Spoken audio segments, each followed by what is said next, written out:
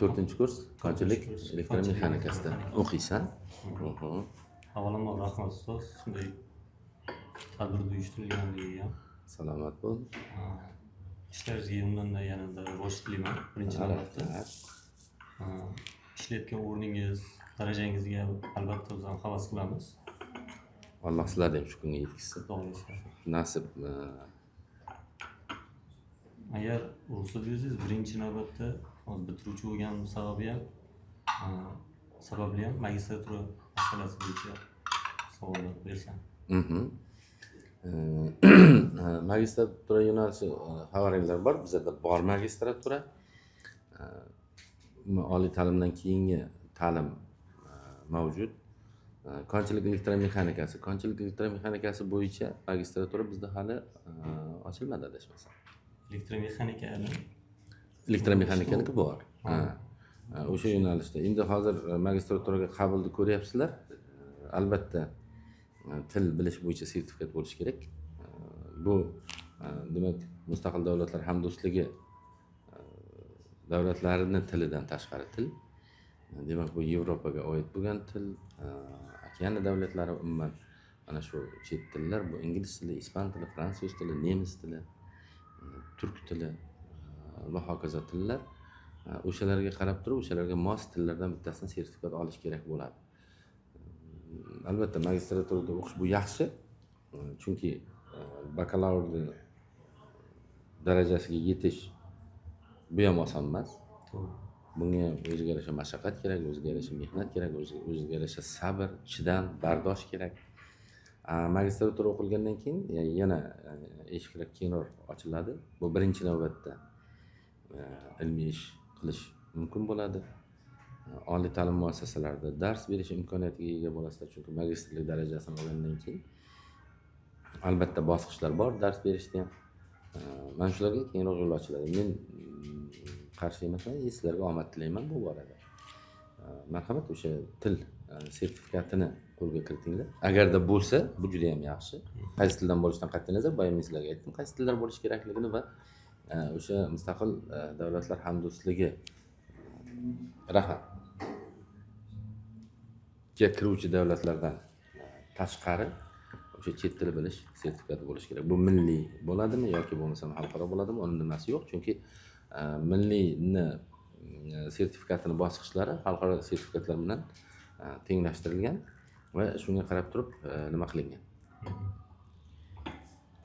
Ustoz, agar ruxsat bersangiz, o'zimdan kelib chiqib, ya'ni magistraturaga bo'lgan qiziqishimni gapirib bersam-da agar. Marhamat. Ishlab chiqarishni ko'rmagandan keyin qiziqish baribir ko'proq bo'ladi o'g'ilboqlarda. O'tgan yili 3-kursda o'zingiz bilasiz, xabaringiz bor, malakaviy amaliyotimiz katta amaliyot, ya'ni bir oydan oshiq 8 hafta berilgan. O'sha vaqtda talabalarimiz borib ishlab chiqarishni o'z ko'zi bilan ko'radi, sharoitni ko'radi, ahvolni tanishadi baribir. Qiziqish ham o'shandan keyin, ya'ni amaliyotni ko'rgandan keyin o'zgarishi mumkin-da. Masalan, o'zimda ham 3-kursda amaliyotga chiqdim.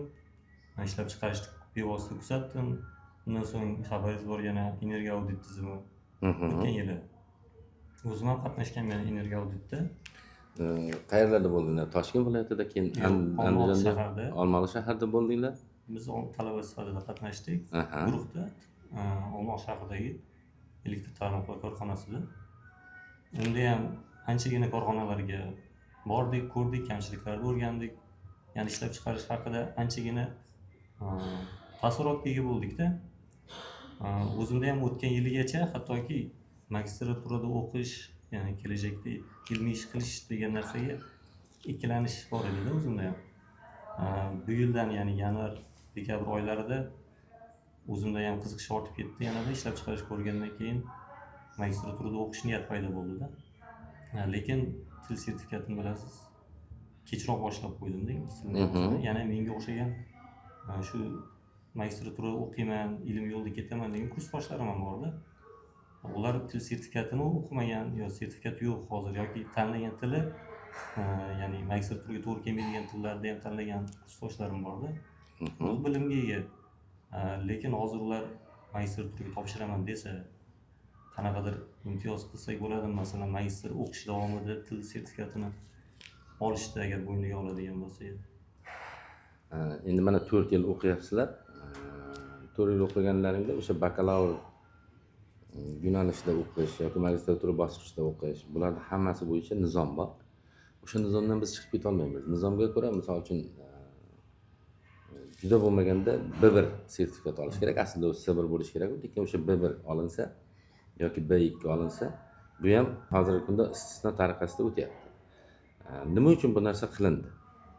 Asosiy maqsad mana chet tilida chiqadigan yoki chet ellik olimlar chop etadigan asarlar bor, maqolalar bor yoki ilmiy yangiliklar bor.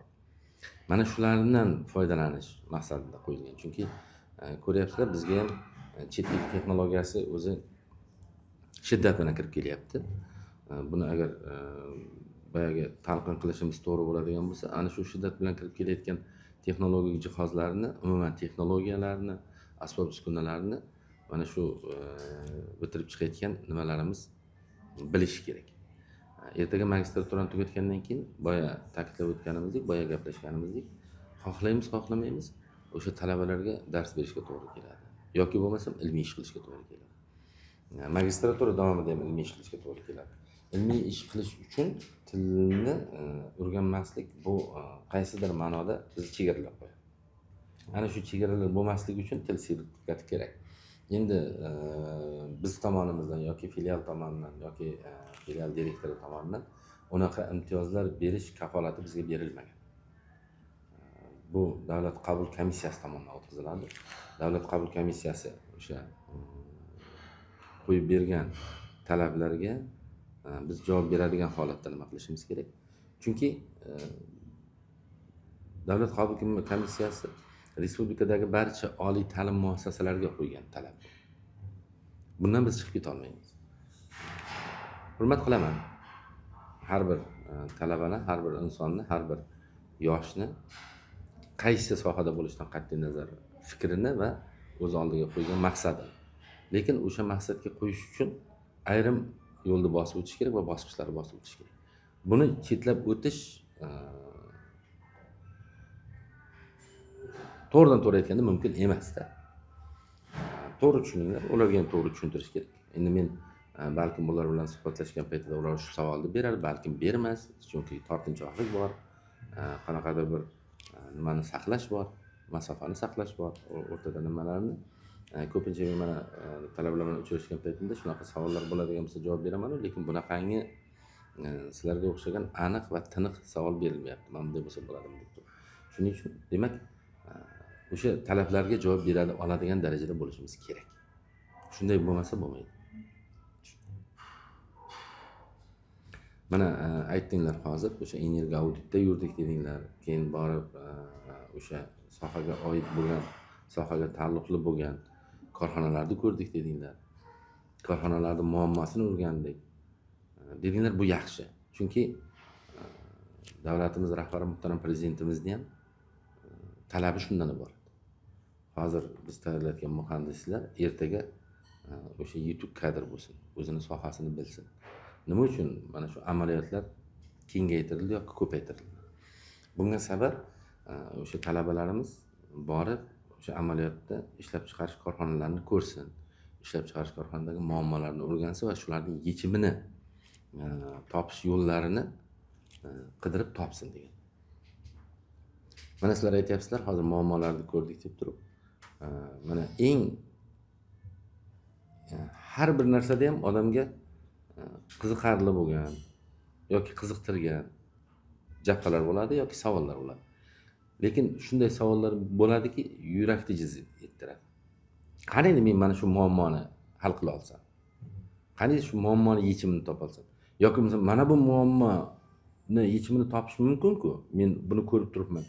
Nega shuni bular qilmayapti yoki nimaga shular bunga urinmayapti degan narsa odamning xayolidan o'tadi.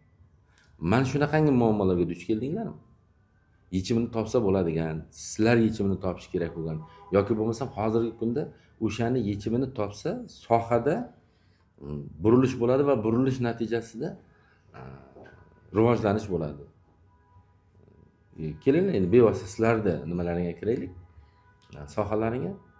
Agar mana shu muammo yechilganda edi, energetika sohasida tejamkorlik bo'lardi, mana shu sarflar yo'qolardi va biz qandaydir bir natijaga erishgan bo'lardik degan narsa bo'ldimi? Bo'ldi albatta. Mana masalan. O'shani hisobidan ham, ya'ni ilmiy ishda qiziqqan sababi ham o'sha bo'ldi-da. Muammoni ko'rdim, yechimni o'zimning tajribam va bilimimdan kelib chiqib muammoni yechishga harakat qilaman-ku baribir. O'shani hisobidan ham diplom ishimga, ya'ni hozirgi kunda diplom ishida ustida ishlayapmiz. Mavzuni ham taklifni o'zim kiritganman kafedramga. Kafedramni ma'qullashdi. Energiya auditdan kelib chiqqan holda olganman hozirgi kunda. Va shu masala bo'yicha ishlayapsiz. Shu masala ustida ishlayapman hozirgi kunda. Bitiruv malakaviy ish ham shundan ketyapti. Ha. Yaxshi. Bitiruv malakaviy ishda bo'lmasa o'sha muammo bo'yicha qilish kerak, chunki asta-sekin shu narsaga o'tamiz va bu bo'yicha o'zi vazifa qo'yilgan. Bitiruv malakaviy ishlar, magistrlik ishlari, dissertatsiyalari, ilmiy izlanishlarning natijasini ko'rsatadigan dissertatsiyalar. Bu falsafa fanlari doktori bo'yicha nima bo'ladi, dissertatsiya bo'ladimi yoki doktorlik dissertatsiyasi bo'ladimi? Mana shu muammolar bo'yicha qilishimiz kerak. O'sha hududni muammosi bo'yicha. Hudud deganda biz nimani tushunamiz? Mana misol uchun energetiklar o'sha energetika sohasidagi hududiy tarmoqlarni va elektr energiyasi ishlab chiqaradigan korxonalarni tushunadi. Mana shulardan olish kerak va shulardagi muammolarni yechish kerak. Shundagina biz ozgina bo'lsa ham o'sha sohani rivojlantirishga hissa qo'shgan bo'lamiz. Mana bittasi ozgina yana nima bo'lib turib, bu ko'proq o'zi nimani natijani olib keladi. Energiya audit bekorga o'tkazilmadi. Bizda mana misol uchun ko'zda tutilgan yo'qotishlar bor va ko'zda tutilmagan yo'qotishlar bor. Mana sizlar o'sha energiya auditda yurgan paytlaring men ham yurdim, o'sha paytda ko'rdim. Ko'rdinglar. Ayrim transformatorda shunaqangi daraxtlar chirmab, o'rab tashlaganki, daraxtlar simga tegib turibdi va hokazo va hokazo. Shuni natijasida demak, nazarda ko'zda tutilmagan yo'qotishlar bo'lyapti. Bu bir. Ikkinchisi, sizlarda endi boyagi simni kesim yuzasi deysizlar-ku. Ana shuni bir-biriga mos kelmasligi. Simlarni bir-biriga mos kelmasligi, ya'ni oldin dastlabkisi alyumin simda kelganda, keyingisi mis simga o'rnatilgan. Bu ham baribir yo'qotishga to'g'ri keladi. Va ulanishlarni noto'g'ri ulanganligi. O'sha biron bir simdan simga yoki bo'lmasam o'sha iste'molchiga ketayotgan sim iste'molchiga tarqatayotgan joydan ulanganligi. Mana shularni ham ko'zlaring bilan ko'rdinglar. Shu sizlar aytganlaringdan keyin o'sha bizda Toshkent davlat texnika universiteti Olmaliq filiali mutaxassislari, talabalari aytgandan keyin shu narsalar tartibga keltirildi. Ozmi, ko'pmi nazarda tutilmagan yo'qotishlardan biz qutuldik desak qo'pol bo'ladi-yu, shuni tartibga solishga ozgina bo'lsa ham erishdik. Tavsiya berdik, ko'rdik o'sha narsani.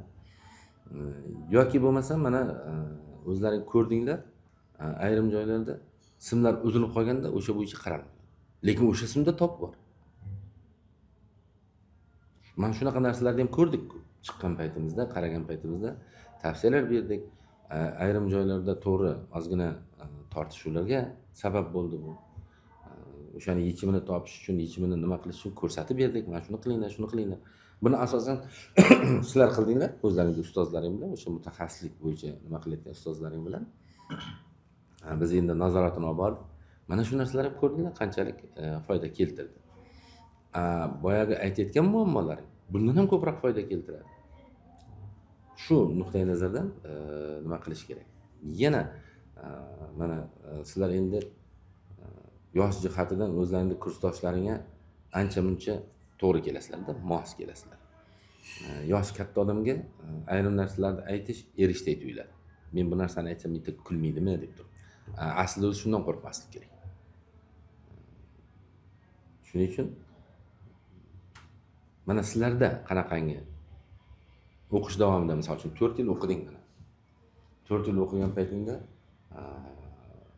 oliy ta'limimizda, misol uchun bizning filialimizda hamma narsani ideal deya olmaymiz.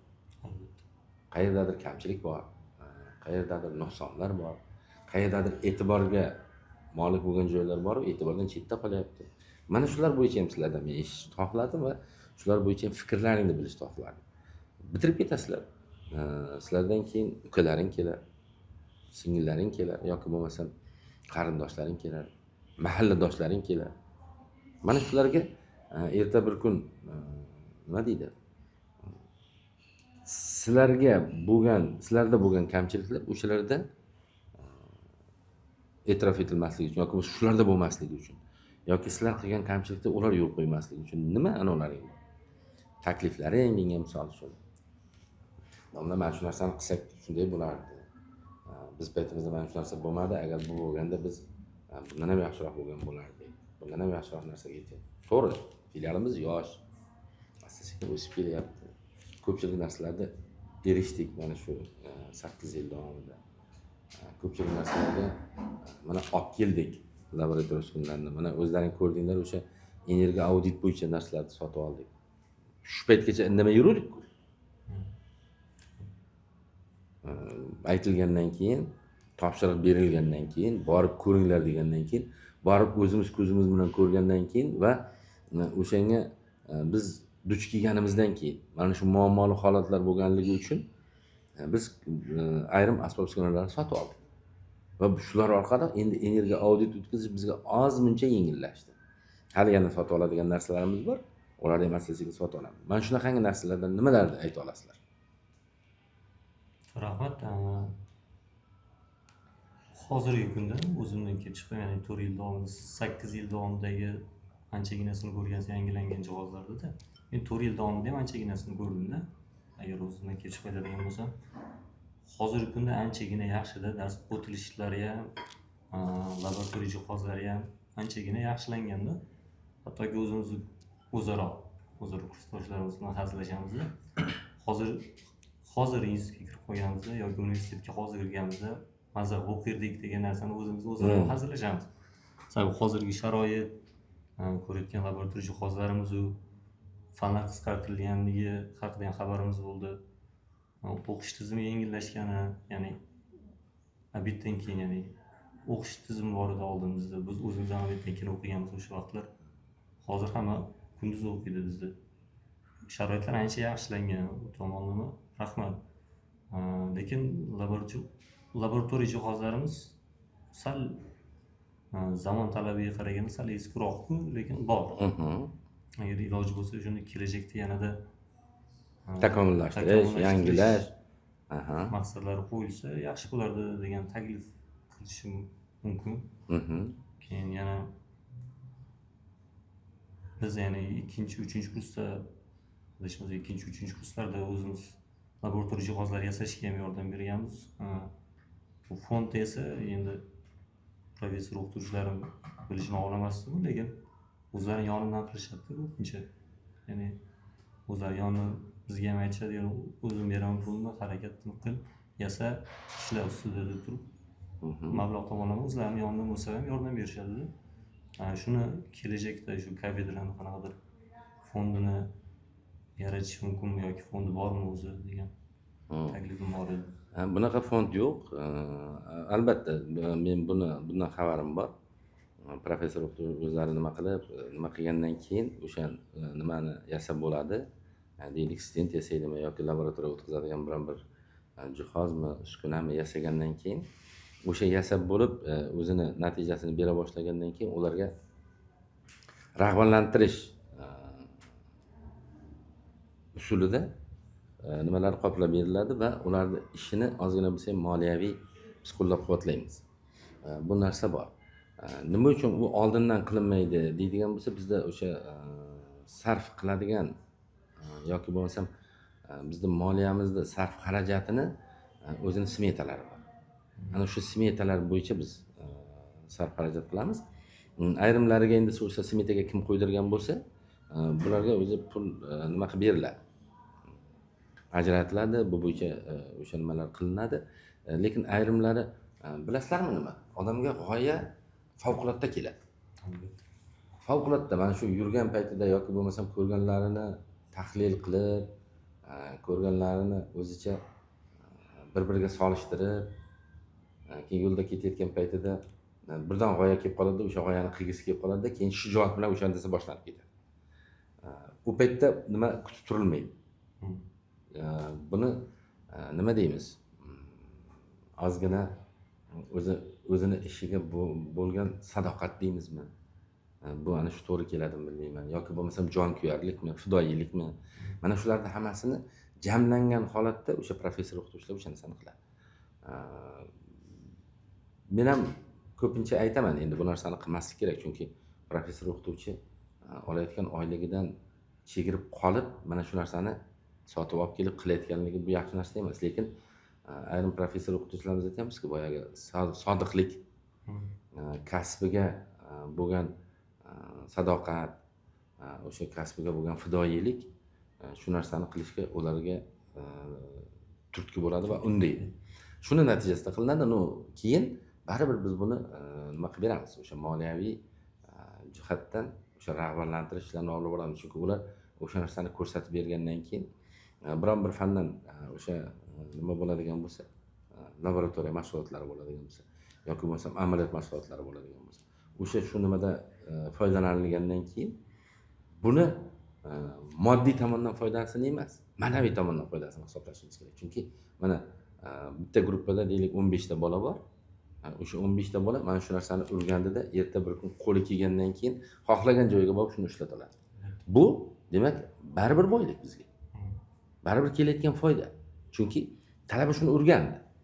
Kecha qilishni bilmagan narsani bugun bildi va ertaga o'shani bemalol qila oladi. Talaba o'ziga mana shu orqali moddiy rag'bat ola oladi. Chunki bitirgandan keyin yoki bo'lmasa bitirmasdan turib, oddiy misol energetika sohasida, elektrika sohasida agar nima qiladigan bo'lsak, bitta uyda qilib montaj qilib berish ham falon pul turadi. Boyagi stendda ko'rgandan keyin yoki o'zi qo'li bilan ishlab ko'rgandan keyin, o'zi bajarib ko'rgandan keyin uni bemalol qila oladi. Bu ham demak qanaqadir bizni jamiyatimizga foyda. Biz faqat nimani o'ylab qolmasligimiz kerak. To'g'ri, biz bu bo'yicha o'ylashimiz kerak. Haqiqatan filialni ko'tarish uchun, filialda nima qilish uchun qanaqadir bir moliyaviy holatini yaxshilash uchun ishlar qilishimiz kerak. Bu ham qilinyapti. O'shaning orqasidan mana misol uchun energiya audit nechta korxonalardan, tashkilotlardan talab tushyapti, borib energiya audit o'tkazib kelishyapti. Endi bularga talabalarni biz darsdan nima qilmaylik deb turib, ko'pchiligini nima qilmayapmiz, bunga aralashtirmayapmiz, qo'shmayapmiz. Lekin ayrim talabalarimiz o'sha dual ta'limni boshqacha ko'rinishi deb turib, energiya auditlarga borib kelyapti. Energiya auditlarni ko'rib kelyapti. O'sha joydagi kamchiliklarni topyapti. Endi buni biz nima deydi? Xohlab yoki bo'lmasam ataylab qilingan kamchilik demaymiz. Qayerdadir sim uzilgan, tok o'sha sim uzilgan paytida qanaqadir o'tmay turibdi. Lekin o'sha yerda biz boyagi birinchi aytganimizdek nazarda tutilmagan yoki kutilmagan yo'qotishlar bo'lyapti. Mana shu narsalarni topyapti. Bularni keyin qayta ulab o'sha joydagi yo'qotishlarni sarfni oldini olyapti. Bu ham bitta nima. Yoki bo'lmasam noto'g'ri ulangan nimalar bor. Boyagi aytdik-ku, o'sha kesim ikkalasida ikki xil bo'ladi. Ya'ni qalinligiga qarab turib simni o'sha ikki xili bir-biriga noto'g'ri ulab ketilgan. Uni o'zi ulash sxemasi bor, prinsiplari bor. Ana shunga amal qilinmasdan olingan joylar bor. Bu yerda ham yo'qotishlar bo'lyapti. Kichkinadan kattaga, kattadan kichkinaga o'tayotgan paytida o'zini ulanadigan nimasi bor. Buni sizlar mendan ko'ra yaxshiroq bilasizlar, chunki sizlar mutaxassislar. Mana shu narsalarni topib beryapti. Mana bular filialga foyda keltiryapti. O'sha auditni olib borganligi, filial bilan shartnoma tuzilganligi, boshqa tashkilotlar bilan shartnoma tuzilganligi. Boyaga aytganim, o'sha talabalar o'rganganligi bu jamiyatga foyda keltiryapti, bir oilaga foyda keltiryapti, bitta insonga foyda keltiryapti. O'rgangan narsasini baribir ular amaliyotda qo'llayapti. Kimnidir borib turib o'sha buzilgan elektr nuqtalarini sozlab beryapti. Mana shunaqa narsalar ham bor. Aytib o'tganingizdek, o'sha laboratoriya jihozlari yangilansa, ko'proq ko'rsa talabalar universitetni faqat moddiy tomonda emas, nufuzini oshiradi degan ma'noda taklif beryapman-da endi. Albatta bularni e'tiborga olamiz, chunki bu qilmasak bo'lmaydigan narsa bular. Sababi aytiladi-yu, bu ko'chada ham o'zaro bolalar gaplashsa, mana shu yer talabasi ekan, shu yer talabasini ishga ko'proq olyapti degan xabarlar ham ko'chada tarqaladida. Agamga, ya'ni hukumatga, kombinatini o'zida ham ishlaydigan aka-ukalarimiz bor, opa-singil. Shulardan ham xabarni eshitganmizda, ya'ni bu universitetga qaraganda o'zimiz Olmaliq filialida o'qigan talabalarni ko'proq ishga olyapti ekan, ishonch ko'proq bildiryapti ekan degan aniqlar eshitganmizda, ya'ni maqtovlarni eshitganmiz. Shu sababli ham, ya'ni kelajakda yanada rivojlantirsa nufuziga nufuz qo'shadimi demoqchi edim. Albatta bu ishonchga kirish, bu ishonchga erishish va mana shunaqangi ovozalarni eshitgan paytingizda albatta biz xursand bo'lamiz, lekin bularga sababchi mana shu yerdagi professor o'qituvchilar hamda bizni bitirib ketgan talabalarimiz. Bitta narsa bor, hamma talaba ham birdan ilmiy ishga o'tib keta olmaydi. Hamma talaba ham borib biron joyga direktor bo'lmaydi. Hamma talaba ham rahbar xodim bo'lmaydi. Ularning hammasini o'zini salohiyati hamda o'sha ishtiyoqi va intilishiga qarab beriladigan narsa-da. Chunki hamma narsaning tagida mehnat yotibdi, hamma narsaning tagida boya aytgandek o'sha sabr bilan o'qish va o'qish yotibdi. Shu nuqtai nazardan bizni filialimizga kelayotgan rahmatlar, bizni filialimizga kelayotgan maqtovlar sizlardan oldingi o'qib ketgan talabalarning bu mehnati. Chunki ular borib ishga borgandan keyin shuni ularda oldida ishonch qozona olgan. Ularning ishonchini oqlay olgan. Bu birinchisi. Ikkinchisi, ana shu talabalarga dars bergan, ta'lim bergan ustozlarimizni, professor o'qituvchilarimizning xizmati. Mana shu yerdan ish xodimlarining xizmati, shu yerda yurgan faollarning xizmati. Buni inkor qilish kerak emas, bu bor narsa.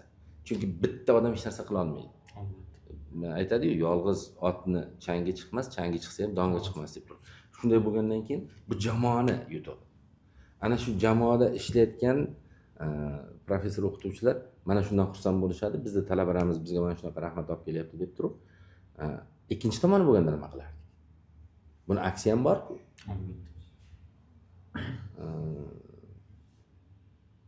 Shunga ta'lim bergan o'qituvchiga desa bu yaxshi emas-da. Rahmat, otangga rahmat, senga ta'lim bergan ustozingga rahmat, o'qituvchingga rahmat, seni o'rgatganga rahmat desa bu qayerda? Sen ta'lim olgan ta'lim dargohiga rahmat desa bu qayerda? Albatta biz hammamizda harakatimiz shu. Erta bir kun mana shu dargohni bitirib ketganlar afsus qilmasin. Boshqa joyda o'qiganimda yaxshi bo'lardi-da. Boshqa joyda o'qiganimda bundan ham zo'r bo'lardim deb. Ko'ryapsizlar mana ko'pchilik ustozlaring sizlarga dars beradigan yoki sizlarga bevosita o'sha amaliyotda yordam beradigan, tajriba ishlarini olib borishda nima qiladigan ustozlaring o'zlarini g'oyalarini oldinga surib ilmiy ishlarni qilyapti, himoya qilyapti muvaffaqiyatli va shu paytgacha birortasini ishi hali qaytmadi. Bu ham demak o'shalarning fidoyiligi. Shular qilayotgan ishning natijasi. Agar shularda sabr bo'lmaganda edi, chidam bo'lmaganda edi, shu narsalarga erishmasligimiz mumkin edi. Shu nuqtai nazardan men sizlarning fikrlaringizga qo'shilaman. Albatta biz buni qilishimiz kerak. Hozir rejalarimiz bor. Va shu rejalarni amalga oshirishimiz kerak. O'tgan safar men nimada konchilik ishi fakultetida talabalar bilan uchrashgan paytimda men aytdim, moliyani qanday topyapmiz va qanday sarf qilyapmiz, nimalarga sarflayapmiz, moliyamiz nimalarga ketyapti, yillik daromadimiz qancha, yillik buromadimiz qancha, ya'ni sarf xarajatimiz qancha. Bularning hammasini qisman bo'lsa ham aytib berdim, chunki buni talabalar bilishi kerak. Chunki talabalar nima qilinayotganligini, pul qayoqdan kelib qayoqqa ketayotganligini, bularning hammasini bilishi kerak talabalar. Ertaga ular ham biron joyga rahbar bo'lishi mumkin yoki bo'lmasa biron joyda boshqarishi mumkin. O'sha paytda bular mana shu narsalarni ko'z oldiga keltirish kerak. Qayerga ketyapti, nima qilinyapti, nima qo'yyapti. Ta'limga qancha sarflayapmiz, ta'lim sifatini oshirishga qancha sarflayapmiz. Keyin sizlar rahmatni aytishinglar kerak bo'lgan insonlar bu demak umuman oliy ta'limda emas, respublikamizdagi islohotlarni boshida turgan bosh islohotchi, shuncha sharoitlarni yaratib bergan davlatimiz rahbariga rahmat aytishimiz kerak. Hukumat rahbariga, qolaversa vazirimizga. Mana vazirimiz har kelganda bitta narsani aytib ketyapti. Mana buni qilinglar, mana buni yangilanglar, mana buni to'g'rilanglar. Mana bunday qilsa yaxshi bo'ladi. O'sha vazirlik xodimlari mana xabarlaring bo'ldi. Vazir o'rinbosarlari kelgan paytda hamma joyni ko'rib, tavsiyalar, takliflar berib ketildi. Shuni natijasida nima bo'ldi? Mana o'sha ochiq byudjetda biz yutib, ochiq byudjetda g'olib bo'lib turib, laboratoriya qurdik. Laboratoriya jihozlari oldik, org texnikalar oldik. Bular hammasi mana shu yaxshilanish o'sha davlatimiz rahbarlarining bizga oliy ta'limga bo'lgan e'tibori hamda o'sha oliy ta'limga nima deydi? Ochib berilayotgan yo'llarda rivojlanish uchun, boshqa qilish uchun. Shular natijasi. Buni qilamiz albatta. Bu takliflaring juda ham bir yaxshi taklif, jo'yali taklif. Buni qilamiz, qilmasak bo'lmaydi. Chunki ertaga sizlardan keyingi o'qiyotgan talabalar, xudo xolasa ulgursanglar, sizlar mana shu narsalarni ko'zlari bilan ko'rib, qo'llari bilan ushlagan holatda mana shuni amalga oshirib, o'z qo'li bilan amalga oshirib turib ishlab chiqarishga borsa, nur ustiga nur bo'ladi. Ular ko'p narsani biladigan bo'ladi. Yana yoshlar yetakchisi nima deydi? Sizlar ham endi ko'p yoshlar bilan uchrashasizlar, gaplashasizlar. Bular nimaga qo'yilmagan? Bemalol olib choy ichib, bemalol o'sha bir piyola choy sutadi dedik-ku. Bu juda rasmiyatchilikka borib qolib turib, nimani saqlab o'tirib, men nima qilmasin. Baribir yoshlar yetakchisi bo'lgandan keyin biroz ijtimoiylashaman, ijtimoiy sohaga. Marhamat. To'g'risini aytsam, 2021-yil o'sha talabalarga qabul qilingan bo'lsak, o'sha biz davrodimiz undan oldingi 4 yillikda qanaqa voqealar bo'lgan bilmadim, lekin oxirgi 4 yillikda aynan hozirgi bitiruvchi kurslarda bemalol aytib olsa kerak, menimcha qaysidir ma'noda filialimiz qaytadan ko'zimiz oldida tug'ilib rivojlanayotganini ko'rgandek bo'ldikda. Haqiqatan Diyorbek aytgandek, birinchi bosqichdagi sharoit bilan 4-bosqichdagi sharoitni osmon bilan yechib bemalol solishtirsak bo'ladi. Kerak bo'lsa o'zimiz ham birinchi kurs bosqich talabalari bilan gaplashganimizda, qanaqa bir tadbir yoki biron bir loyiha ustida ishlayotganimizda biz bunaqa sharoitda o'tirmaganmiz, shukur qilishlarimiz kerak. Ayniqsa Ohangaron'dagi energetika va mashina fakultetida hozir to'g'risi aytganda oliygoh deganda yoki universitet, oliy ta'lim deganda hamma maktab yoki kollej bitirgandan keyin boshqacha tasavvurga kelardi. Men o'zim ham o'sha televizorda ko'rganmiz, ana bu tepaga qarab ketgan auditoriyalar bo'ladi-ku. O'shani tasavvur qilib kelgan bo'lsak, mana hozirlar o'tirgan auditoriyani biz faqat televizorda ko'rib tasavvur qilib, voy, shunaqa tasavvur qilib kelgandik. Mana hozir sizlar haqiqatan tasavvur qilyapsizlar. Kelsalaring, bizning oliygohimiz, bizning filialimiz, fakultetimiz mana shunaqa remontda ta'mirdan chiqqan. Shukur qilishlaring kerak deb qo'yamiz-da, azizlar. Lekin qaysi ma'noda haqiqatan ham shukur qilish kerak deb o'ylayman.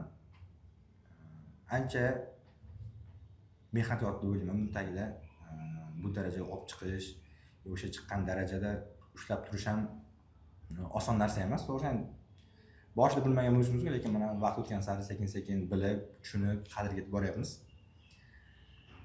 Endi taklifga keladigan bo'lsak, yoshlar yetakchisi o'laroq beradigan taklifim hozir o'zimizni ijtimoiy tarmoqlarimizni kuzatadigan bo'lsak ham, o'sha filialimizni Telegram ijtimoiy tarmog'ini kuzatadigan bo'lsak,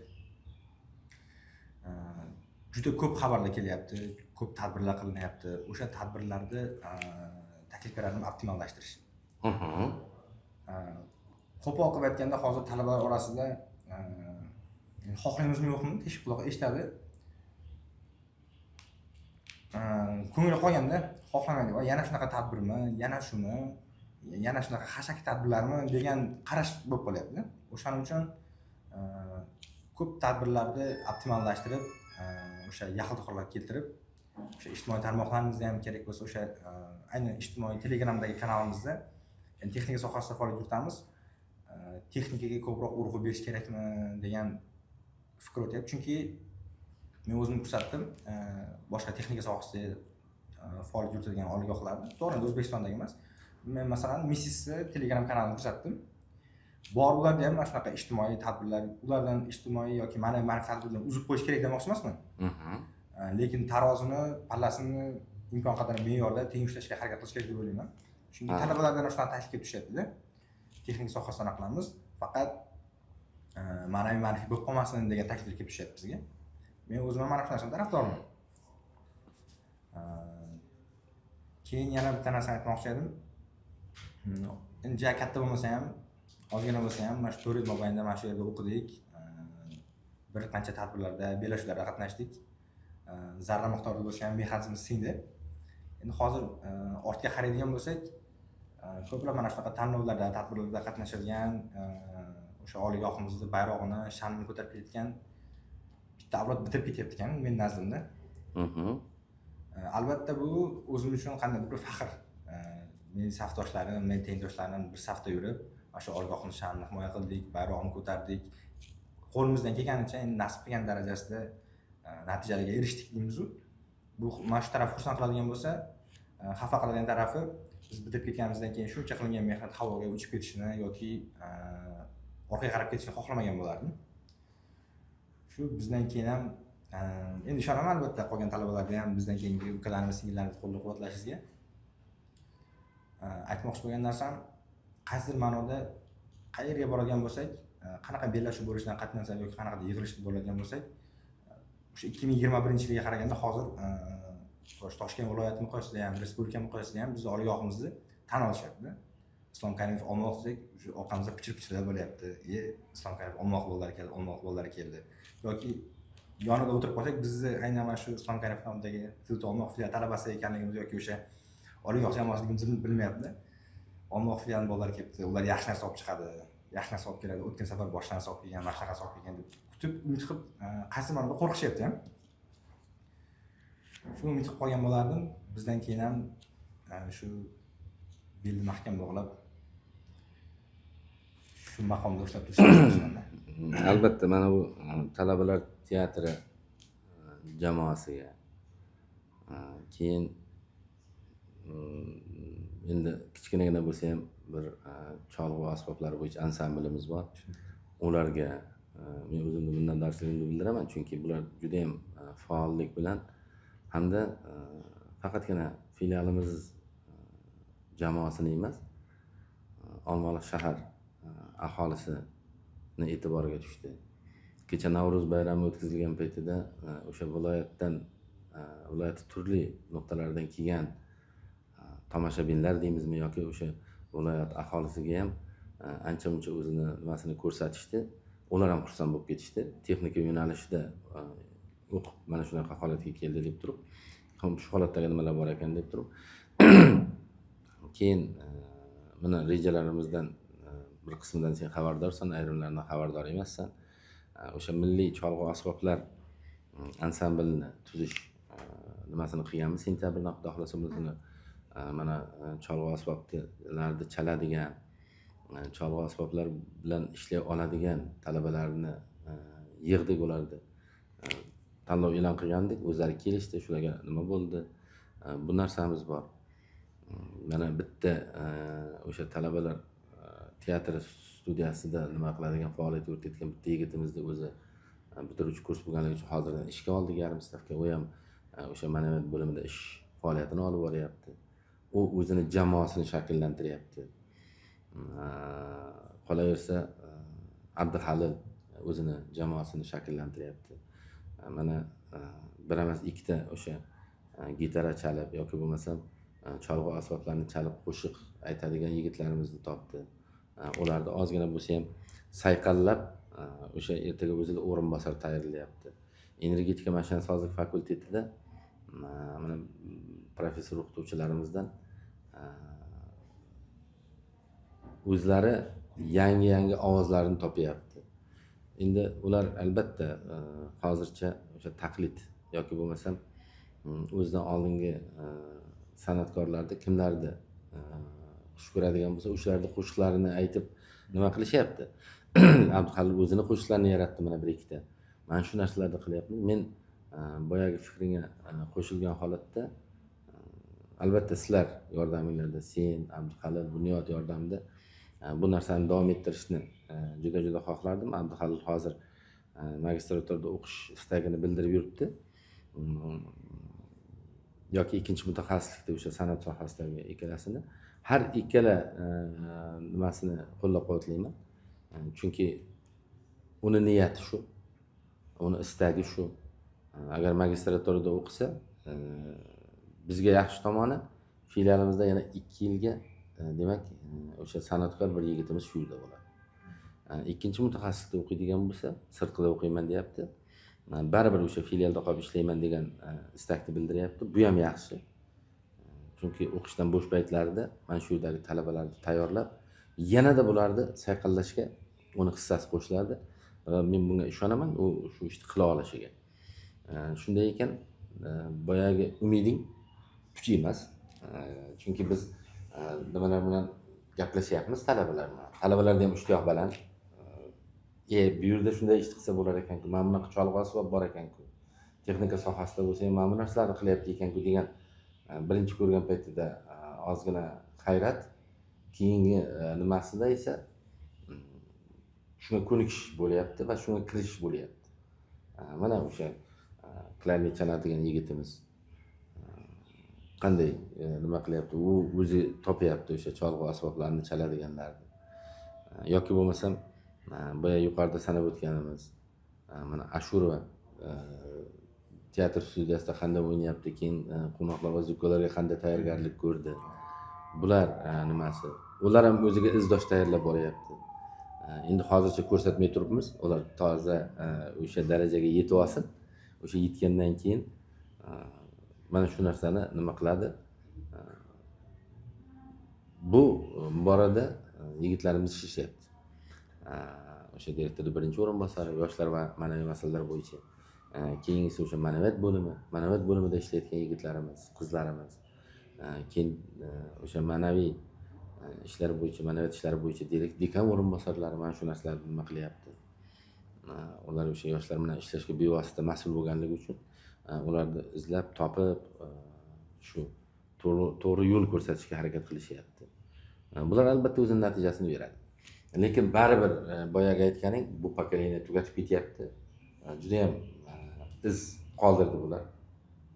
O'sha talabalar o'rtasida ham, o'zini kursdoshlari o'rtasida ham, professor o'qituvchilarimiz, boyagi aytganimdek aholi o'rtasida ham o'zi Navro'z bayrami, Olmaliqda bayram bo'ladigan bo'lsa yoki tadbir bo'ladigan bo'lsa, ular so'rashni boshladi. Bizlar qani shu yigitlarimiz keladimi, yo'qmi deb turib. Endi birinchi boshlagan gapimga qaytadigan bo'lsak, o'sha ma'naviy tadbirlarni optimallashtirishda bu bo'yicha o'zi hozir biz o'ylayapmiz. Men bir ikkita topshiriqlarni berdim. Bir xil tadbirlarni birlashtirish. Chunki asalda ozi shirinda. Ko'p bo'lsa o'z me'daga tegishli boshlaydi. Mana shu talabalarimizni, yoshlarimizni biz bulardan bezdirib qo'ymasligimiz kerak. Ertaga boyagi aytganimdek yana shunaqa tadbirmi? Yana buni, yana men o'sha filial direktoriga taklif, fikr va mulohazalar degan nimamiz bor. O'shanda Telegramdan menga ko'p buna savollar kelyapti. Bu savollarga javob beryapmiz va bu savollar bo'yicha ishlayapmiz. Ularda ham ayrim holatlarda shunaqa savollar kelib qoladi. Ko'p emas, lekin kelib qoladi. Balkim ko'pchilik talabalarimiz tortinganidan bu narsani qilmas yoki ular to'g'ri deb hisoblar. Lekin o'sha bir xillashgan tadbirlarni yaxlit holatga olib kelish rejamiz bor. Bu bo'yicha hozir ishlanyapti. To'g'ri tadbirlarimiz ko'payib ketdi. O'shani men tahlil natijasida shunaqa nimalar savollar kelib tushgandan keyin tahlil natijasida Twitter qilgan tadbirni ma'naviyatchi qilyapti. Ma'naviyatchi qilgan tadbirni keyin yana bittasi qilyapti. Yoki yoshlar ittifoqi shu narsani qilyapti. Yoshlar yetakchisi shu narsani qilyapti. Ana shularni demak bitta qilib o'tkazsa bo'ladigan holatga keltiryapmiz. Bejizga o'tgan safarga ichki turizm bo'yicha qilgan nimamiz ham bejizga bo'lmadi. Chunki bir guruh ketyapti-da, keyingi guruhga yana yoki adashib yoki bilmasdan yana kirib qolyapti, o'sha joyga borgandan keyin qizig'i qolmayapti. Shuning uchun biz xohladik jamoani hammasini birlashtirib, bu ishchi xodim bo'ladimi, professor o'qituvchi bo'ladimi, talaba, iqtidorli talaba, hammasini birlashtirib birga olib borib kelaylik. Hammasi birgalikda ko'rsinda. Hamma joyda birdan ko'rib bo'lmaydi. Kimnidir nimadir esidan chiqib ketadi, nimadir nazardan chetda qoladi. Keyin ertasi kun aytgan paytida, ha, shunaqa edi, shunaqa joyga ko'zim tushdi, lekin e'tibor bermagan ekanman deb o'zini nimalarni, hissiyotlarni yoki bo'lmasam o'sha tasavvurini kengaytirish bo'ladi. Mana shu narsalar ham nazarda tutilgan. Bu takliflarni ham e'tiborga olamiz, albatta bular bo'yicha ham ishlaymiz. Buni qilmasak bo'lmaydi, qilishimiz kerak. Lekin qilinyapti. Hozir o'zi dastlabki qadamlar qo'yilgan. Yaqin kunlarda buning natijasini ko'rib qolasizlar. O'sha sahnaga chiqqan paytida men mana bu bolani kutmadim, bu bola shunday qilib yuribdi degan narsa sizlarda bo'lmasin. Bundan o'zingni ham xabaring bor. Nima deydi? Sir saqlab turib birdan chiqarsang nima bo'ladi-ku, xuddi bir ta'bir joyida portlash bo'ladi-yu. Xuddi shunaqa narsa ko'rsatsang, talabalar xursand bo'lib qoladi. Mana shu narsalar, tayyorgarliklar ko'rilyapti. O'sha talabalar teatr studiyasining ikkinchi nimasi, dublyori deymizmi bilmayman. Yoki bo'lmasam boyagi sport o'yinlarida zapasdagi o'yinchi shunaqa deymizmi? Bular ham o'zi sekin tayyorgarlik ko'rib kelyapti. Dastlabkilarida o'sha tajribalilari aralashgan holatda nima qiladi, keyingilarda o'zlari olib ketadi. Bu narsalarga e'tibor beryapmiz, chunki talabalarimizda ishtiyoq baland, talabalarimizda san'atga bo'lgan qiziqish yaxshi. Yana nima qiziqtirgan savollar? Mana agarda menga keladigan bo'lsak, men sizlarga bitta nima qilmoqchi edim, taklifim. Talabalarning faolligini oshirishimiz kerak. Bilasizlarmi nima? Talabalarda qanaqadir, hammasida emas, ayrim larida loqaydlik bor. O'qishga keladi, o'qishdan ketadi. Faqat shu bilan shug'ullanib qo'ygan. Biron bir narsaga qiziqish yoki bo'lmasa biron bir narsani jadallashtirishga bo'lgan ishtiyoq yoki bo'lmasam bir nima yo'q. Keyin kitobxonlikda ham biz filial miqyosida qilyapmiz-da, biron bir nimada men ko'rmayapman, biron bir guruh o'zi kitobxonlikda qilgan. Diyorida ismi. Diyor. Mana Diyor, sen qaysi kitobda o'qiding? Men ham shuni o'qimoqchiman degan narsa yo'q. Yoki bo'lmasam mana bu kitobni men o'qidim, sen ham o'qibsan deb muzokara yoki bo'lmasam munosabat yo'q. G'oya qachon paydo bo'ladi? G'oya ikkita yoki uchta odamni fikrlashuvidan yoki tortishuvdan kelib chiqadi, to'g'ri ma'nodagi. Mana buni bunday qilsak bunday bo'ladi, mana buni bunday qilsak bunday bo'ladi degan narsadan. Ana shu narsalardan biz hozircha ozgina orqada qolyapmiz. Mana hozir endi o'zi nimalar chiqdi? Axborot resurs markazimiz xodimlari qo'yir kodli kitoblarni hammasini nima qilyapti-da, o'zi tarqatyapti. Shunday nima qilib turib, skaner qilib turib o'shani o'qish mumkin bo'lyapti. Bu narsalar hammasi asta-sekinlik bilan bo'lyapti. Lekin biz zamondan va davrdan orqada qolib ketmasligimiz kerak-da. Shu bilan ham nafas yurishimiz kerak. Ertaga bu hech kimga kerak bo'lmay qolishi mumkin. Bitiruvchi kurs talabasisan ertaga mana shu Toshkent davlat texnika universiteti Olmaliq filialini eslab yurishing uchun hamda faol talabalardan bittasi bo'lganligi ham bu evaziga deb yurishing uchun nima? Keyin yoshlar yetakchisiga nima qilaylik, chunki buni ham ancha-muncha faolligi bor. Ancha-muncha talabalarimizni nima qilishga bu ham o'sha nima uchun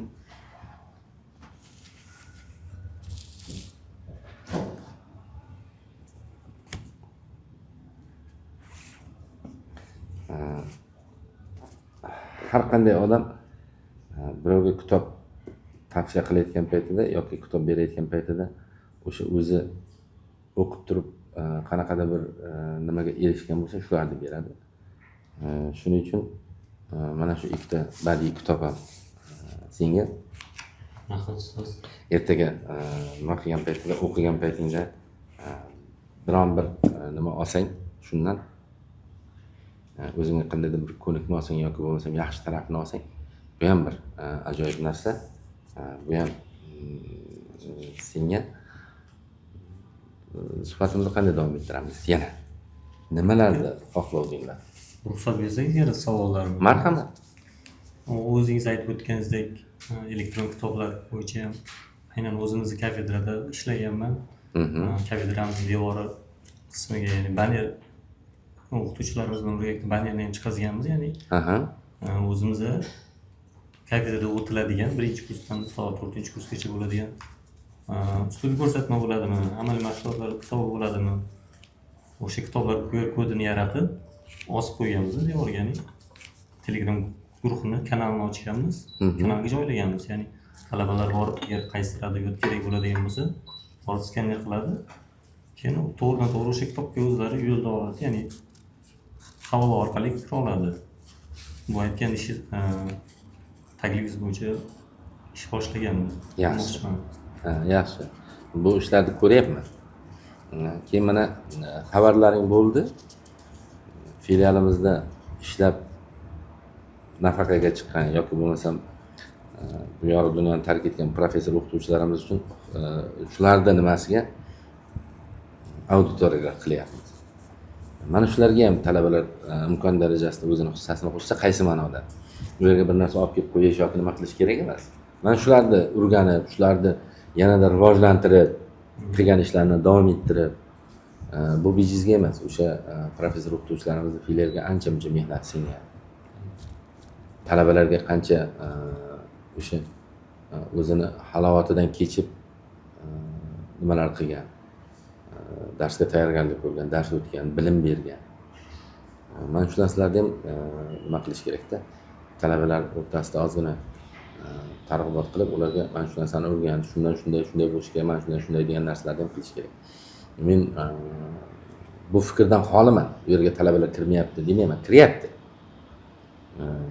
Lekin shu sohadagi boshqa nimadagi talabalarimiz ham bor yoki bo'lmasa soha vakillarimiz bor yoki yoshlarimiz bor.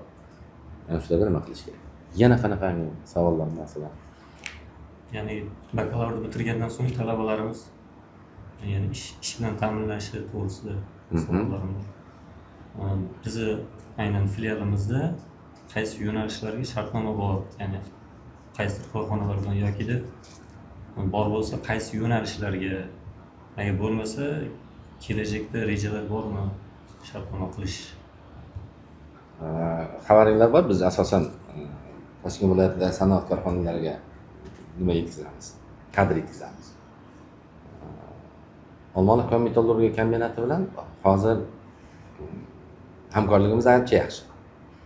Ko'ryapsizlar, o'tgan yili 85% bitiruvchilarimiz ish bilan ta'minlangan bo'lsa, bu endi kimdir o'zi ish topgan, kimdir magistraturaga kirdi, kimdir o'zini o'zi band qildi, kimdir Olmaliq kon-metallurgiya kombinatiga kirdi, kimdir Olmaliq Maksamga va hokazo tashkilotlarga ishga kirdi. Shuni oqibatida o'sha ham filial ishga joylashtirgan, ya'ni bevosita qanday filial ishga joylashtirgan, filial o'sha uchrashuvda suhbatni tashkil qilib bergan, ular ishga kirgan. Bundan tashqari o'sha o'zlari topgan degan ma'noda aytyapman. Bu yil ham xuddi shu nima bor. Olmaliq kon-metallurgiya kombinati bilan bizda shartnomamiz hali davom etyapti, ammo xos Maksam bilan viloyatimizdagi sement ishlab chiqaruvchi korxonalar bilan mana yaqinda Toshkent truba zavodi bilan hamkorlikni o'sha yo'lga qo'ydik. Ular ham ishga qabul qilishdi, o'zi davom nima qilyapti. Olmaliq kon-metallurgiya kombinatida kafedralarimiz filiallarini ochdik. Shu boisdan hozirgi kunda 16 ta talabamiz o'sha joyda bevosita ishlayapti. Ham 4-kursda tahsil olyapti, ham ishlayapti. Bundan tashqari mana yangi qurilayotgan kimyoviy zavodda ham o'zi talabalarimiz ish bilan ta'minlandi, ular ham ishlashyapti. Ular o'qishga jo'natib oldi, turdosh korxonaga. O'sha yerda o'qitib keldi bir haftalik. Bu Inter Engineering bilan hozir biz hamkorlik shartnomasini kelish qo'ydik, imzolaymiz yaqin o'rtada. Bundan tashqari mana nimamizdagi viloyatimizdagi xususiy korxonalar bilan hamkorlik shartnomalarini yetkazib, ular bilan borib o'sha tanishib kelib ular bilan nima qilyapmiz. Bu ham bitta nima. Umuman olganda biz o'sha tashkilotlar bilan, korxonalar bilan hamkorligimiz spektrini kengaytiryapmiz va turini oshiryapmiz. Shu paytgacha mebel korxonalari biz bilan ishlamasdi va bizdan mutaxassis olmasdi. Ana endi mebel korxonalari ham o'sha bizni talabalarimizdan hozir olishyapti. Bu endi maqtanish emas yoki nokamtarlikka kirmasin. Ayrim korxonaning rahbarlari o'zi telefon qilishyapti yoki bo'lmasa uchrashib qolganda so'rayapti. Domla menga kadrlaringizdan bering. O'tgan safarga kelgan kadrlaringiz ancha ishi yaxshi. Bular hozirgi kunda o'zi ishlarni juda yaxshi bajarishyapti. Shu nuqtai nazardan bizga kadr bering deyapti. Bu ham yaxshi. Mana Samarqand shahrida ochilayotgan xususiy korxona hozir bizdan kadrlarni so'rayapti. Bizdan ozgina masofada uzoqroq bo'lsa ham Qo'qon mashina sozlik zavodi bizdan kadr so'rashyapti. Bunaqa nimalarimiz bor. Bemalol sizlar o'zlaringda nimalaringga, safdoshlaringga, o'zlaringning kursdoshlaringga aytishlaring mumkin. O'sha spektrimizni kengaytiryapmiz. O'sha bizda hozir o'sha talabalarni amaliyotini tashkil etish va ish bilan ta'minlash bo'limi xodimlari hozir xavotirga tushgan, biz talaba yetkazib bera olamizmi yo'qmi deb. Xudo xolasa yetkazib beramiz. Mana kechkilarni ishga o'zi joylashtirdik. Sirtqilarimiz ham o'zini ishlarini, endi hammasi ham ishlamaydi ular. Ular ham o'zini ishlarini topishyapti. Mana endi kunduzgiga, men sizlar ham o'tib o'tasizlar, kunduzgiga biz nasib bo'lsa o'sha ishlarni nima qilamiz. Shunaqa holatlarimiz hozir. Sizdan bitta savolim bor edi. O'zim uchun dastur amal qilib olaman. Xudo xolasa bu savol javobiga qarab, keyin o'zimdan keyingi pastga 3-chi, 2-chi, 1-chi bosqich talabalarga ham mana shu javobingizga qarab xudo xolasa o'zim shpagatga qo'yilaman. Qaysi ma'noda shaxsiyroq savolim. Siz nazdingizda, sizning fikringiz bo'yicha Tiltov talabasi deganda qanday talaba gavdalanadi? O'shani bizga bitta namunasini hozir aytib bersangiz, eslab qolsak, biz ham keyin o'zimizdan keyingilarga mana bizning rahbarimizni, direktorimizni nazdida Tiltov talabasi deganda mana shunday shaxs gavdalanadi. Plakka qo'yib bersangiz. Xo'p, men o'shani ta'riflab bermasdan turib, misol tariqasida hozir bizda o'qiyotgan talabalarni keltirsam, o'sha javob bo'la oladimi? Men Toshkent davlat texnika universiteti Olmaliq filiali talabasi deganda ko'z oldimga kelishi kerak bo'lgan va ko'z oldimda har doim ko'rishni xohlaydigan talabalar mana shu Abduxalq yoki bo'lmasa Bunyod yoki bo'lmasa mana bu 5 ta stipendiyatimiz. Magistraturdagi stipendiyatimiz, nimadagi bakalavr yo'nalishdagi stipendiyatlarimiz o'sha Toshkent davlat texnika universiteti Olmaliq filiali talabasi deganda shularga qo'shdi. Xuddi shunday. Men talabani qolganini tabaqalashtirib qolganini yomon demoqchi emas. Qolganlari ham yaxshi. Talabalarimiz bor. Odobiy ham, axloqiy ham, o'qishi ham yaxshi. Hozir ko'ryapman har safar nimagadir chiqib kirgan paytimda yoki bo'lmasam yig'ilishga borib qaytib kelgan paytimda yoki biron joyga tushayotgan paytimda talabalar shaxmat shashka bo'lib o'tirgan. Ko'ryapsiz? Keyin yana takliflarni e'tiborga olgan holda ko'ryapsizlar, talaba o'qigan maktab degan narsani qildik loyihani. O'sha talabalarni maktabiga borgan paytimizda maktab o'quvchilari bizni talabamizga shunaqangi ko'zi yonib qarayapti, shunaqangi havas bilan qarayaptiki, ertaga qani biz ham bo'lsak degan. Ana shu talabalar Toshkent davlat texnika universiteti Olmaliq filiali talabasi. Ularning faolligi, ularning qilayotgan ishlari, mana shular hammasi natijasi. Men savollarga javob bera oldim. Shularni e'tirof qilib ola olasizlarmi?